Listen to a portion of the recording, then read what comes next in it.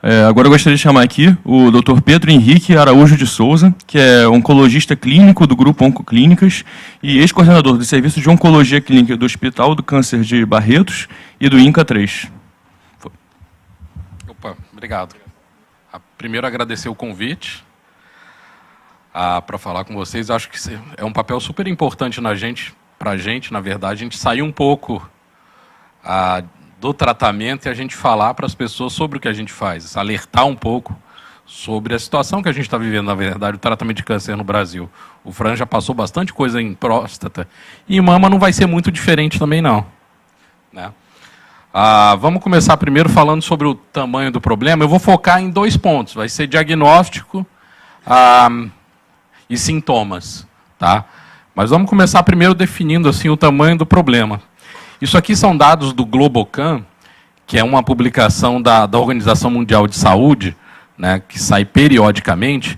Ali em rosa, a gente está vendo os países em que o câncer de mama é o tumor com maior incidência, né, quer dizer, o maior número de casos novos. A gente vê que praticamente todo mundo está em rosa, né, e o que a gente não vê em rosa ali são alguns que estão em laranja, que são tumores de colo uterino, que a gente vê nos países mais pobres, que a prevenção e o diagnóstico precoce, o rastreamento, são mais falhos ainda. Né? E quando a gente vai para a mortalidade, o que a gente vê? A gente vê ainda ali em rosa que boa parte do mundo, o câncer de mama é a principal causa de morte por câncer em mulheres, o Brasil está ali em rosa. E a gente vê uma coisa interessante da gente observar, é que os países mais desenvolvidos, a gente vê ali Canadá, Estados Unidos, partes da Europa, Austrália, Nova Zelândia, o câncer de mama já não é a principal causa de morte por mulher, de câncer em mulheres. Né? Isso talvez muito venha do rastreamento, do diagnóstico precoce e do acesso a tratamentos melhores também. Né? E a gente vê ali que em alguns países mais pobres, a gente vê ali África, a Bolívia, a gente vê que o câncer de colo uterino ainda é uma causa importante, é a principal causa de câncer, morte por câncer em mulheres. Né? Chega a superar o câncer de mama. A gente observa aqui nos países mais desenvolvidos, que é aquele high, very, high HDI, e os menos desenvolvidos. A gente vê que os países mais desenvolvidos, eles têm mais casos de câncer de mama, né, mas tem menos mortes por câncer de mama. Em azul ali são os casos, o número de casos, a incidência, e em vermelho embaixo a gente vê a mortalidade. Então os países menos desenvolvidos, eles têm menos casos de câncer de mama, mas eles têm mais mortes por câncer de mama. Né? Provavelmente, novamente, ausência de rastreamento, diagnóstico precoce, acesso a melhores tratamentos. Né? No Brasil, a gente sabe que o câncer de mama é o principal tumor em mulheres. A gente tem a previsão para esse ano de quase 60 mil casos novos. Né? Uma coisa que é interessante, que a gente observa que a gente tem países diferentes aqui no Brasil. A gente vê ali em cima a região sudeste, que o câncer de mama é o principal câncer em mulheres. Né? E quando a gente vai lá para a região norte, a gente vê que o câncer de colo uterino chega a ultrapassar o câncer de mama. Né? Novamente, a gente vê aí dificuldade de acesso a rastreamento. Tá? E no Rio de Janeiro, a gente vê ali embaixo, câncer de mama, a gente vê, comparando as tabelinhas aqui à esquerda, como o câncer de mama é a principal causa de câncer no Rio de Janeiro também. Né? Tá? O que é interessante, a gente vê que, por exemplo, novamente a gente viu ali com o franzio em próstata, a gente vê em mama que, mais ou menos ali nos anos 1990, a mortalidade por câncer de mama nos Estados Unidos começou a cair. Né? Então isso aí tem 20 anos. No Brasil, a gente vê ali câncer de mama, é aquela curvinha em laranja, ela continua aumentando. A mortalidade por câncer de mama no Brasil, a gente está em 2018, 1990 ela começou a cair nos Estados Unidos, no Brasil ela ainda está aumentando. Tá? Então isso é a importância, é o tamanho do nosso problema. A primeira coisa que eu queria que vocês guardassem, também, quando a gente fala de câncer de mama, é que a gente não está falando de uma doença única. Né? Talvez esse seja o conceito hoje mais importante no tratamento do câncer de mama. Né? Câncer de mama não é uma doença. Se a gente for ver aqui, esse é um trabalho bem interessante, eu não vou falar do trabalho, mas é um trabalho na verdade, se tentou separar né, os tipos histológicos diferentes de câncer de mama. Só aquilo ali são 24 tipos diferentes de câncer de mama quando o patologista olha lá no microscópio, né? E vários desses tumores, eles têm histórias diferentes e respondem a tratamentos diferentes. O mais comum que a gente vai ver é sempre ali o carcinoma ductal invasivo, que chega a ser até 80% dos casos. Tá? Isso só quando o patologista está olhando lá no microscópio. Isso aqui eu separei, não vou falar isso. Mas só esses 12 subtipos, são os que a gente chama de subtipos especiais, a gente vê ali que cada um, olhando no microscópio, é completamente diferente, né, o do outro. E isso é tem uma importância para a gente enorme, porque o oncologista clínico ele não consegue trabalhar sem o patologista, o cirurgião não consegue trabalhar sem o patologista. O tratamento do câncer de mama ele tem que ser completamente integrado, multidisciplinar. E um outro trabalho bem interessante, esse aqui é mais recente, o que eles fizeram? Na verdade, foi uma análise genética dos tumores. Pegaram 2.000 mulheres com câncer de mama na Inglaterra e fizeram uma análise genética do tipo de tumor. O que eles acharam? 10 tipos diferentes, com sobrevidas completamente diferentes. A gente tem desde aqui esse em rosa aqui, que tem uma sobrevida alta, até esse subtipo aqui em um vermelho mais escuro, que a sobrevida é muito baixa, né? Isso é uma análise genética. Então, 10 tipos diferentes com comportamentos clínicos completamente diferentes no câncer de mama. Tá? Esse é um conceito que a gente tem que ter. O câncer de mama não é uma doença só. Então, não dá para a gente pegar uma mesma paciente e comparar uma com a outra, tratamento, diagnóstico. A gente tem que tentar individualizar isso. Tá? Vamos para fatores de risco. Tá? E aí a gente tem alguns fatores de riscos, vamos separar em 3 categorias. O primeiro, os não genéticos, mas também que não dá para modificar. E talvez aí o maior fator de risco seja a idade. A gente sabe que conforme vai envelhecendo, a possibilidade de ter câncer é mais alta, né? A gente sabe que o câncer de mama, o pico de incidência dele é por volta de 60 anos, começa a aumentar aos 40 anos, mas isso são dados americanos. É interessante a gente observar, quando a gente traz isso para a América Latina, a gente inclui aqui Brasil, porque tem um registro hospitalar de Goiânia, que é um registro hospitalar que funciona super bem, né? Na América Latina, 20 a 30% dos casos ocorrem em mulheres entre 20 e 44 anos. E essas mulheres mais jovens costumam ter tumores mais agressivos. A gente vê aqui que na América Latina o pico começa a acontecer antes dos países mais desenvolvidos, né? E isso justifica, talvez, algumas mudanças que a gente faça no rastreamento também. Tá? Outro fator não genético, e também, mas esse não é modificável, é a questão da idade da primeira menstruação. A gente sabe que quanto mais precoce é essa primeira menstruação, maior o risco de câncer de mama. Uma menina que tem a primeira menstruação antes dos 11 anos, ela tem um risco 20% maior do que uma menina que tem a primeira menstruação dos 13 anos em diante. Tá? Outra coisa é a menopausa tardia. Quanto mais tarde a menopausa, maior o risco de câncer de mama. A mulher que tem a menopausa ali a partir dos 55 anos, ela tem um risco 12% maior de ter câncer de mama do que uma mulher que tem menopausa entre 50 e 54 anos. Né? Outro fator importante é, toda mulher que teve um primeiro câncer de mama, ela tem uma chance maior de ter um segundo câncer de mama. E quanto mais jovem essa mulher tem o câncer de mama, maior é a chance dela ter o segundo câncer de mama. Então a gente vê aqui, uma mulher que tenha um câncer de mama acima dos 40 anos, ela tem a chance de ter um segundo tumor 1,5 vezes maior do que uma mulher que não tem câncer, teve câncer de mama. A mulher que teve um câncer de mama antes de 40 anos, ela tem uma chance de ter um segundo tumor 4,5 vezes maior. Então isso justifica uma vigilância muito mais importante sobre essas mulheres. Tá? Isso é super importante. E outras alterações de mama, como tumores não invasivos, hiperplasias com ou sem atipias, mama densa também aumenta o risco né? E isso a gente vê em mulheres mais jovens, que têm a mama mais densa, ao mesmo tempo é uma mama mais difícil de ser diagnosticada através de mamografia. Não é o exame ideal para rastreamento, a mamografia, nessas mulheres mais jovens com mama densa. Tá? A gente vai para uma segunda categoria, que são fatores não genéticos, mas que a gente pode modificar. Eu acho engraçado isso, provavelmente quem escreveu isso foi homem, porque é difícil você falar isso em modificável no mundo atual, né? Mas você sabe que a mulher que tem o filho em idade mais jovem tem uma proteção, né? A mulher que tem um primeiro filho antes dos 20 anos tem uma redução no risco de câncer de mama em 50% comparada com outras mulheres. Mas isso é difícil de se controlar no mundo atual, né? As mulheres estão no mercado de trabalho, estão tendo filhos cada vez mais em idade mais avançada.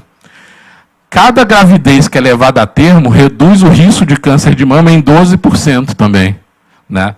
E cada ano, né, de amamentação reduz o risco em 4%.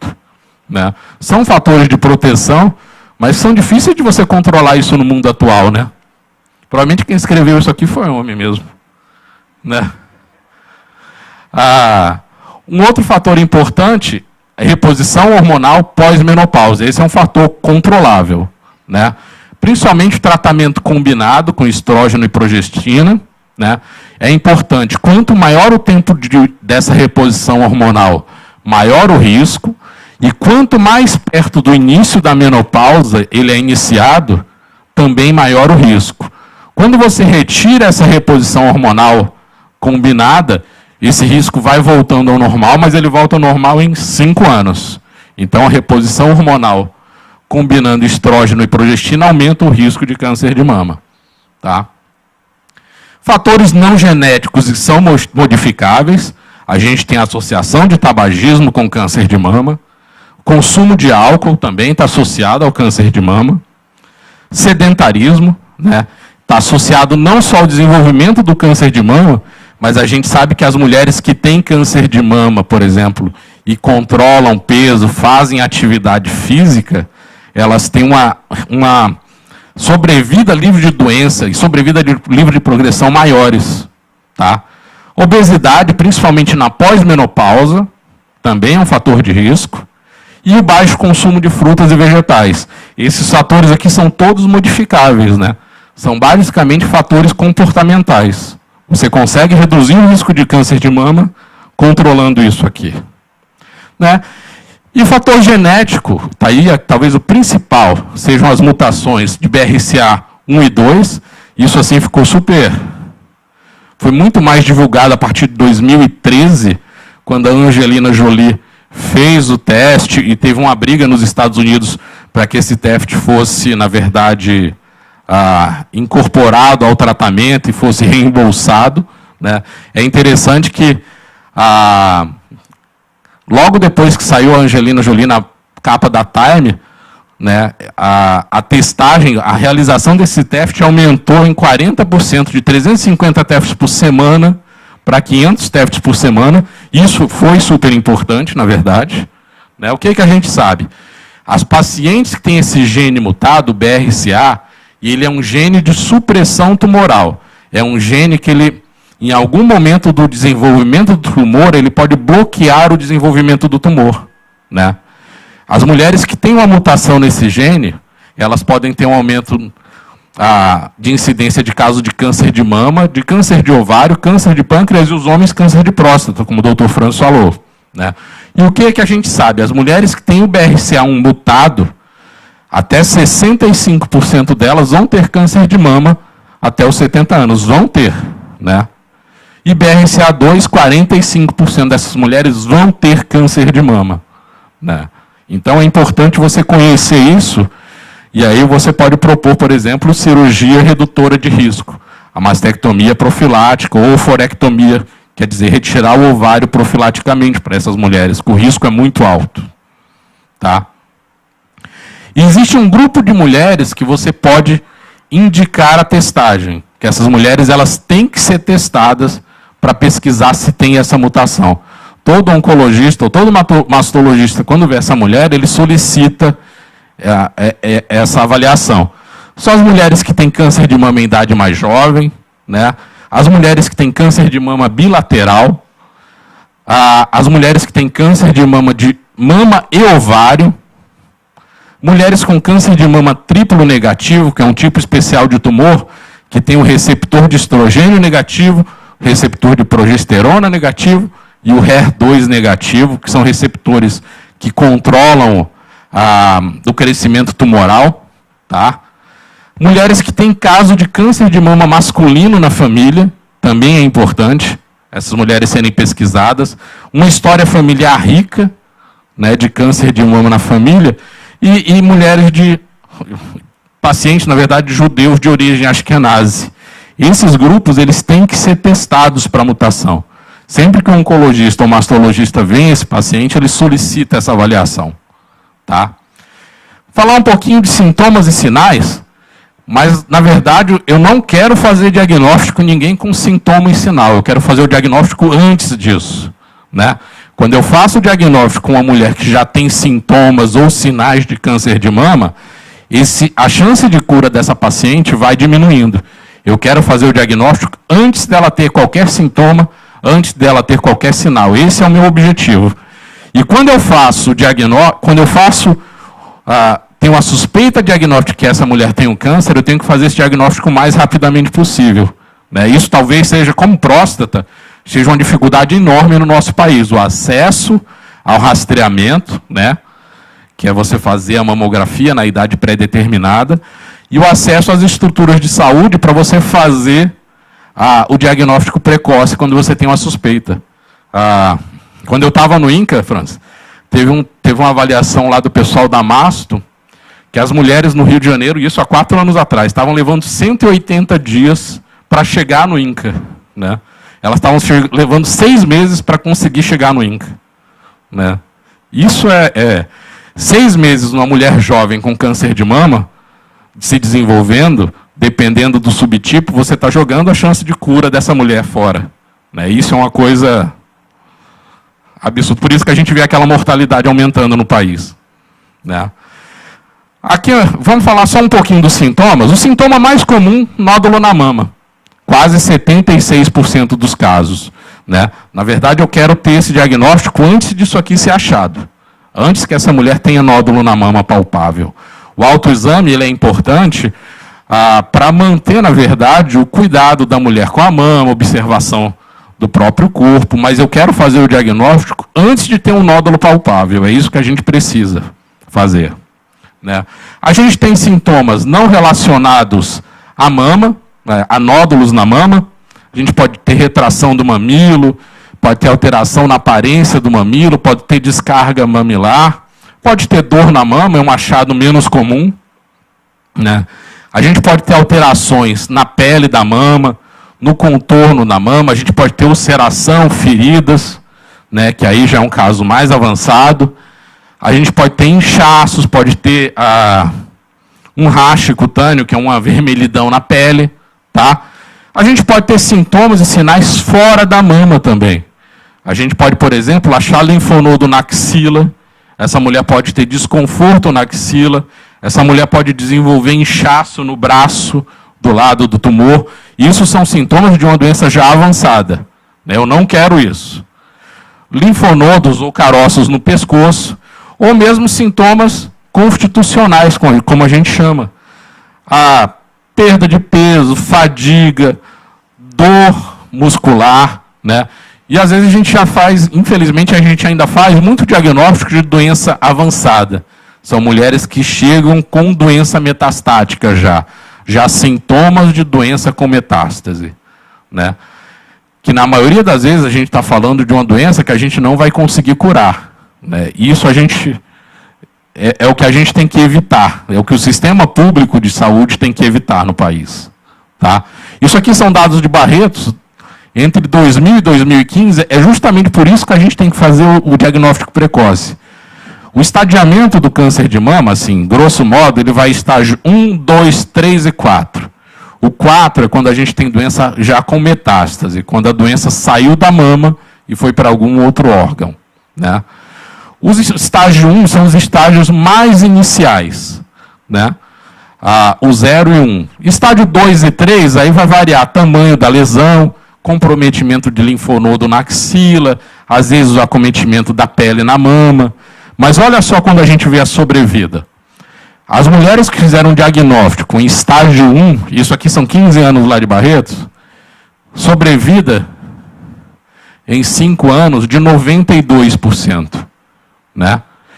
As mulheres que fizeram diagnóstico no estágio 4, 20% de sobrevida em 5 anos. Né? E isso aqui já é algum avanço de tratamento. Algum tempo atrás isso era menor.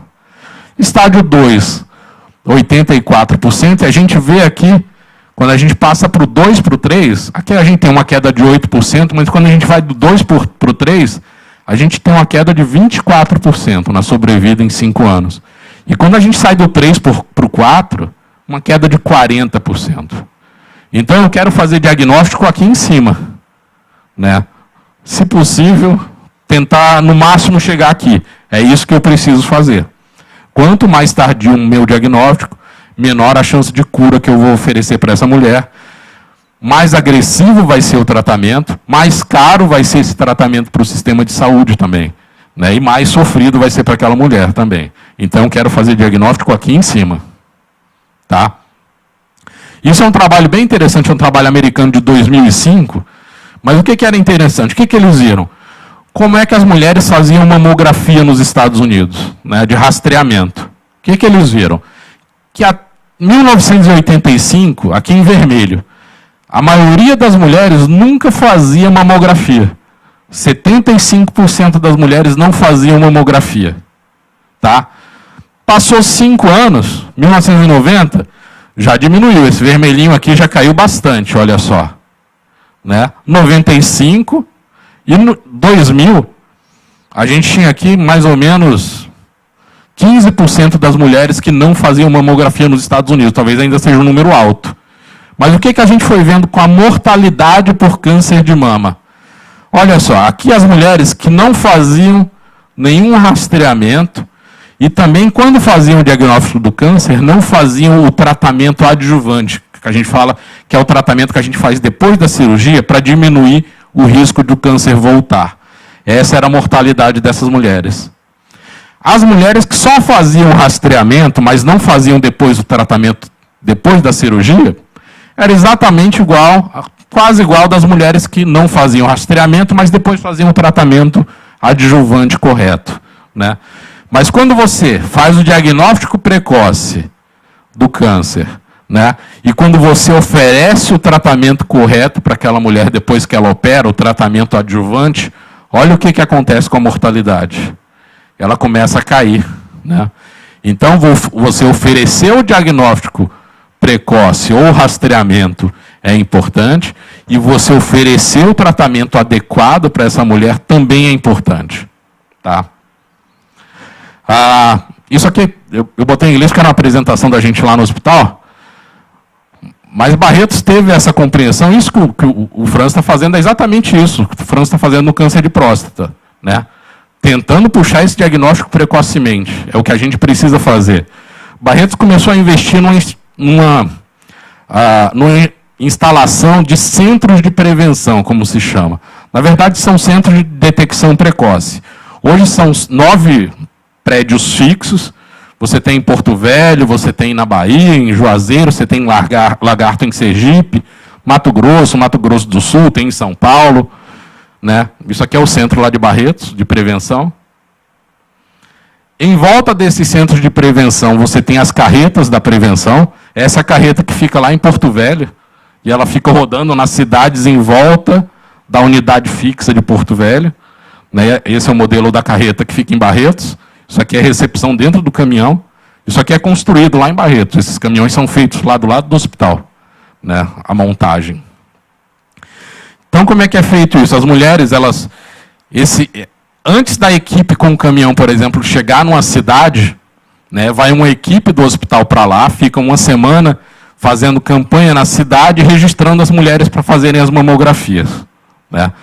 Determinada semana chega o caminhão lá, essas mulheres fazem a mamografia. As mamografias elas são enviadas digitalmente para uma central que fica em São José do Rio Preto. Esses exames são lidos lá, né?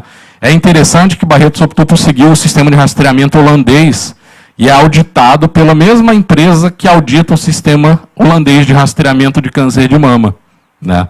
Então, a qualidade dos exames é avaliada também, né? E olha só o que se conseguiu com esse programa de rastreamento.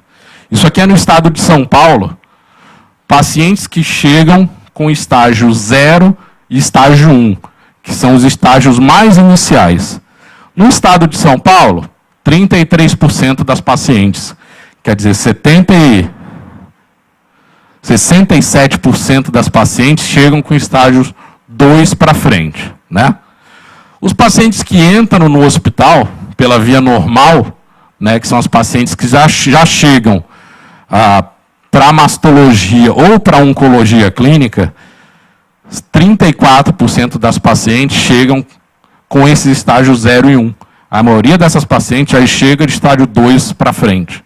Mas as mulheres que entram pelo departamento de prevenção, né, que são captadas para o hospital pelo departamento de prevenção, quase 80% dessas mulheres chegam com estágio 0 e 1. Né? Esse programa ele começou a crescer em 2010 e provavelmente daqui a pouco a gente vai ver os resultados de mortalidade nisso, né? A gente está começando a ver isso aqui, que esse programa está conseguindo fazer rastreamento precoce, né? Diagnóstico, rastreamento e diagnóstico em estágios iniciais, o que está aumentando a chance de cura dessas pacientes. Tá? O que a gente tem hoje? O importante, eu acho que isso tem que sair gravado aqui, né? Como é que é essa indicação de rastreamento no Brasil? A gente tem a indicação do Ministério da Saúde, que indica fazer mamografia bianual a partir dos 50 anos até os 69 anos. As Sociedade Brasileira de Mastologia e a de Ginecologia, a FEBRASGO, elas recomendam que essa mamografia de rastreamento seja iniciada aos 40 anos, seja feita anualmente.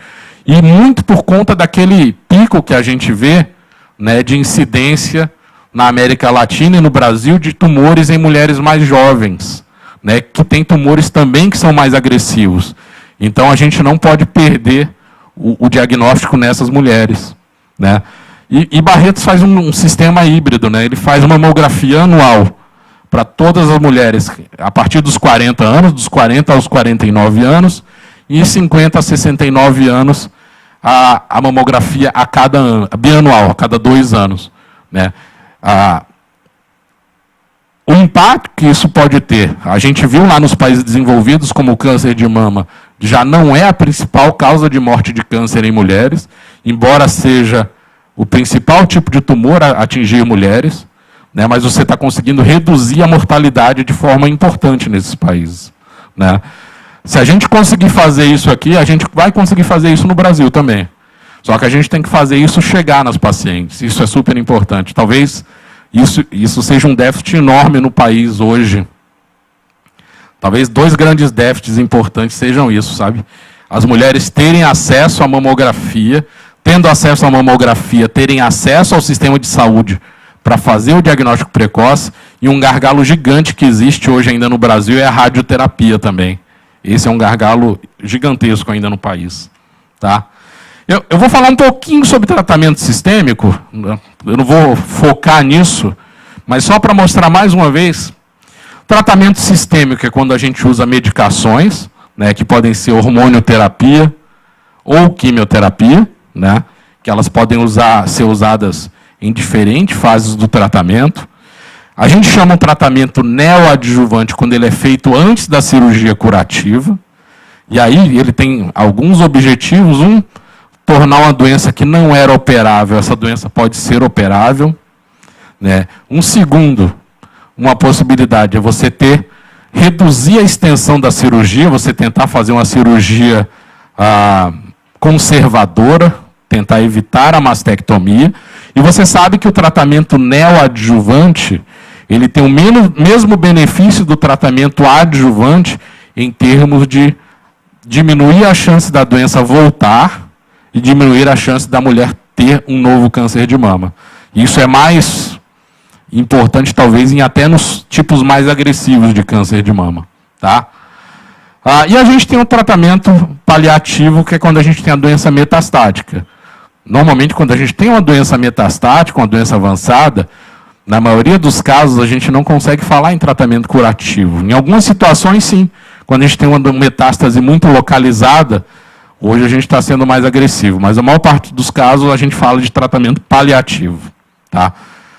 E da mesma forma que não existe um só tipo de câncer de mama, né, o tratamento da mulher com câncer de mama ele também é individualizado. A gente leva em consideração vários fatores. Então é difícil você comparar o tratamento de câncer de mama de uma mulher com de outra mulher. A gente vê isso, às vezes, na recepção assim, do hospital. Né? As mulheres conversam sobre o tumor, mas, doutor, eu estou fazendo isso, mas a outra paciente fez isso. Mas cada situação é uma situação diferente. Para a gente definir o tratamento sistêmico que a gente vai fazer, a gente leva em consideração informações sobre a paciente, idade. Por exemplo, a gente sabe que pacientes que têm um tumor em idade mais jovem têm um tumor mais agressivo. Então, a gente tende a ser mais agressivo no tratamento também. As mulheres em idade mais avançada, que têm um bom estado geral, a gente tenta tratar de forma agressiva também, se for necessário. Né? Se elas têm outras doenças associadas, o estado geral e a preferência também. A gente também tem que considerar muito isso.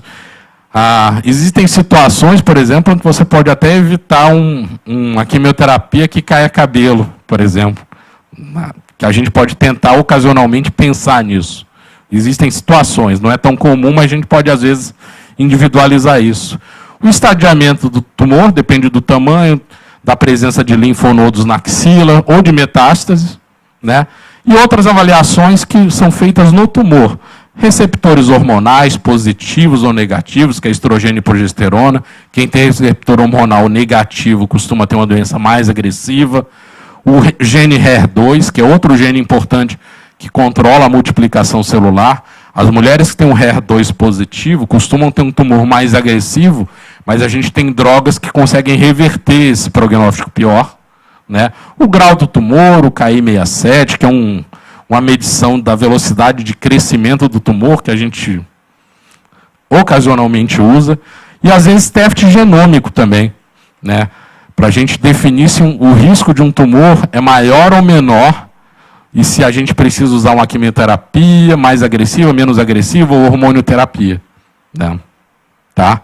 E aí eu trouxe só um exemplo aqui, só para vocês terem uma ideia de como esse tratamento está mudando. Né?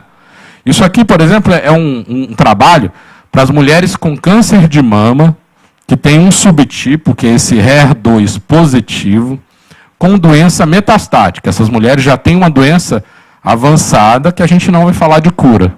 Né? Esse trabalho é um trabalho de 2001, foi a primeira droga a ser usada especificamente nessas mulheres com HER2 positivo, que são mais ou menos 20% das mulheres.